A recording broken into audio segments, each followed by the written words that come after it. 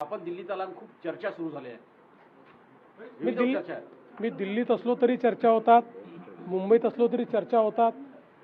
मला असं वाटतं की अनेक रिकामटेकडे लोक आहेत, त्यांना माझ्याबद्दल चर्चा करायला आवडतात, त्यामुळे त्यांना आनंद घेऊ द्या. रोहित पवारांनी पण तशीच चर्चा केली. ते म्हणतात की तुम्ही दिल्लीत गेलात तर अजितदादांच्या अनुषंगाने बोलला असाल आणि आता तुम्हाला वरतीच जायचं केंद्रात, असं त्यांचं.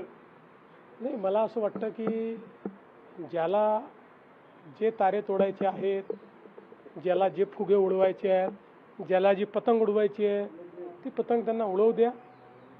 मी महाराष्ट्रात आहे. महाराष्ट्राच्या जनतेने आणि माझे नेते नरेंद्र मोदीजी यांनी महाराष्ट्राची जबाबदारी माझ्याकडे दिलेली आहे.